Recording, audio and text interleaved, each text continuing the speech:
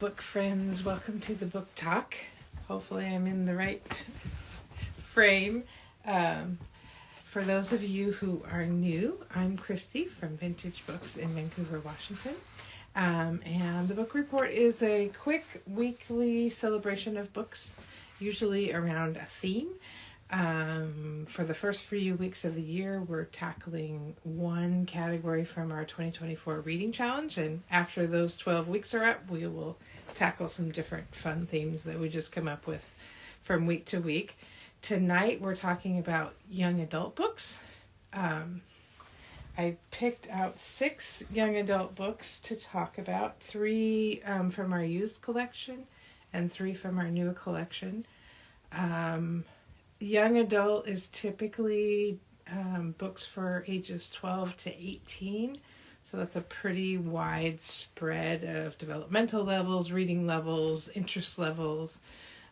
So I've made a note when I talk about each book about where I kind of think it fits. But honestly, that depends on the reader, interest level, and all kinds of things. One thing I do let people know when they come into the store is that the difference between middle grade and YA is not just reading level, tends to be also the topics that are addressed in books.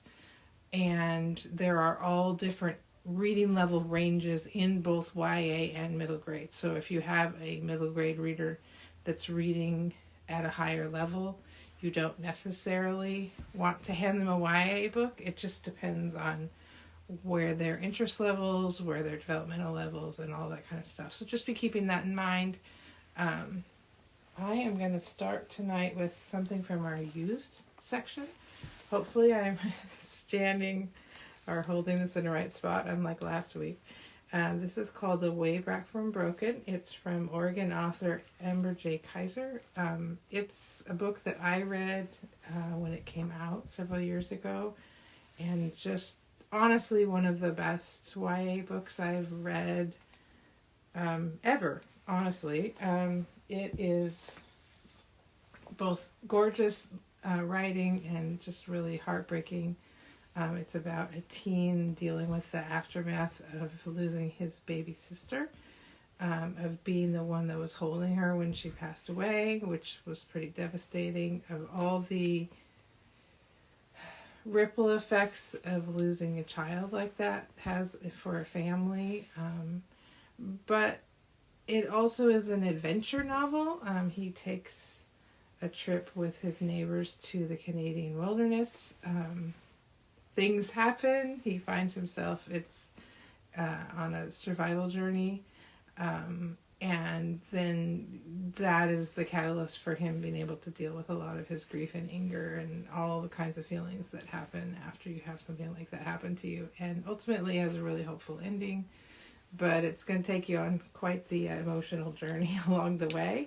I definitely recommend this one, probably for sure for adult readers, because it actually deals with the same kinds of feelings and difficulties we go through regardless of age when something like that happens.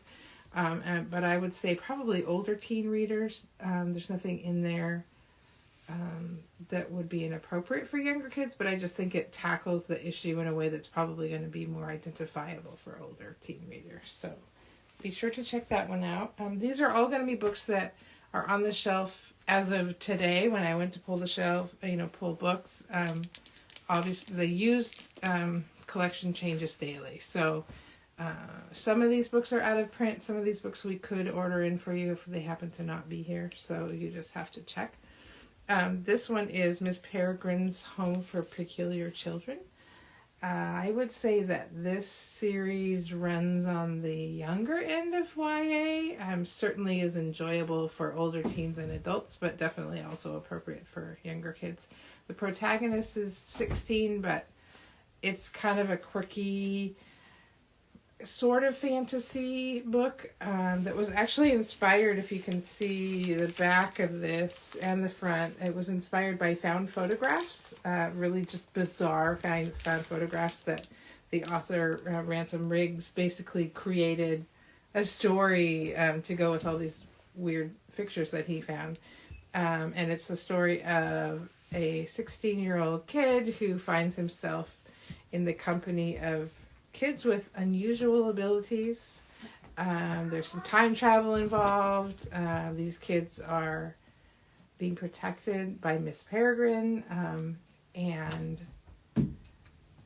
it, they have, yeah, I think I said that already. They have some unusual abilities that make them not quite fit into regular society, and also maybe be a source of power for the bad guys. So it's that kind of a book. I really enjoyed the series as an adult. I think it's also great for teens, younger and older. And yeah. And then the final one I pulled from our youth section is The Fangirl's Guide to the Galaxy. Just a quirky little book that came in a few weeks ago, and I'd like to see it find a home because it's just a great sort of ode and celebration to particularly females involved in fandoms, who often are excluded, challenged, otherwise harassed by other people in those groups. And so this is kind of a claiming your space in a fandom culture.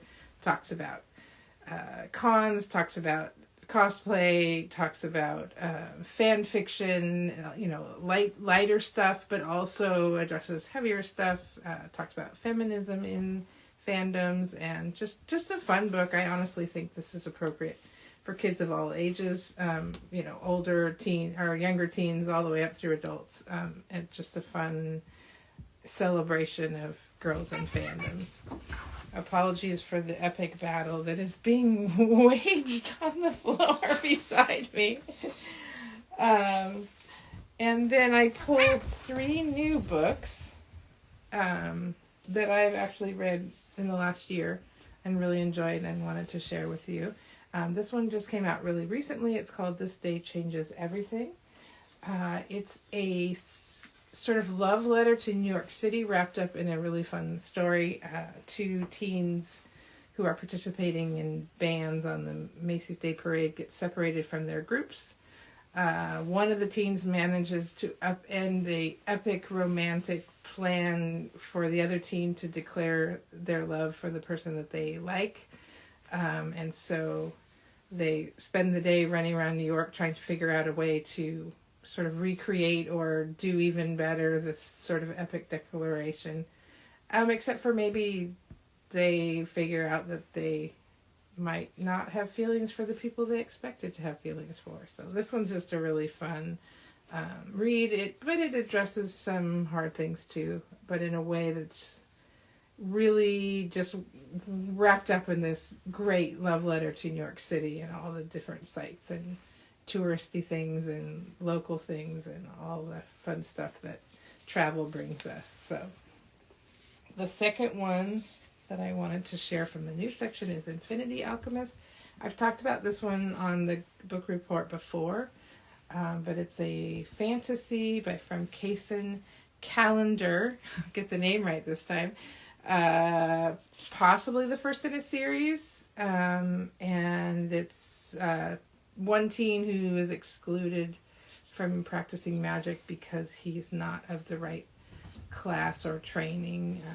His quest to sort of become accepted and skilled at magic, overlapping with another teen's story, trying to look for a book that will give too much power to the bad guys. There's trans and queer and poly rep. There's BIPOC rep. So it's just a really interesting, fun, and compelling fantasy, but it also has some interesting and important rep in it that I haven't seen in as many books. So definitely one to check out. The last one that I picked to share today is one of my favorite books from last year. It's called The Meadows. The author is Stephanie Oakes, who is a Washington-based author. I was sitting down trying to figure out how to describe it. It's not dystopian in the way that we maybe think of like Hunger Games style dystopian or The Giver, but it does have that aspect It's kind of a post-apocalyptic world that's sort of been rebuilt, but rebuilt in a way that maybe we don't really want it to be, possibly. It centers a character who is accepted to an elite school for girls that isn't everything that she imagined it would be, has a different agenda than she thought it would have. It's built around flashbacks of her as an adult doing a job for this society based on the training that she got at the school, and then flashbacks of the story from the school, and those kind of all colliding with her realizing that maybe she doesn't want what was given her at the school. So it just, honestly, like I said, one of the best books I read last year, Washington author, which is always fun. So definitely check out The Meadows by Stephanie Oakes.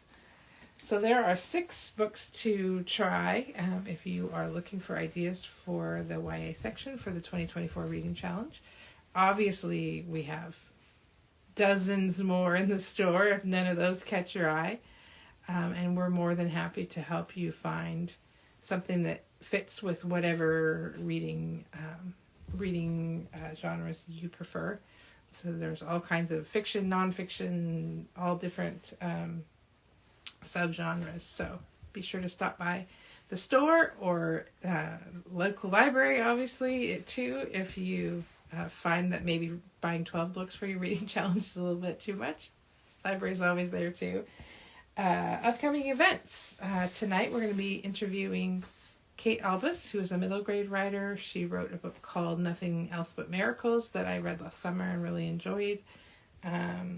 And it has kind of a fun origin story, the book. And so I wanted to have her on, have some fun chatting with her, and let other people hear the story of how the book came to be.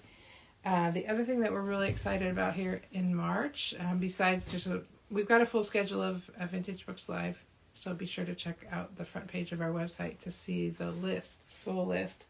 But the other thing I want to start talking about so that everybody remembers is that on March 30th we are hosting John and Annie Furness, who wrote The Blind Woodsman together. The book releases March 19th and is available for pre-order on the website. We're going to have signed copies in.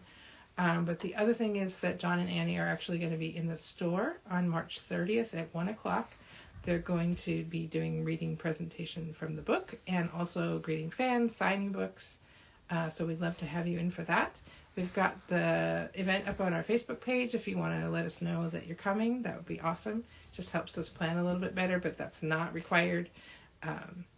And so if you just decide the last minute you want to come, that's perfectly fine too. So we hope to see you all there. Thanks for hanging out tonight, and have a great rest of your week.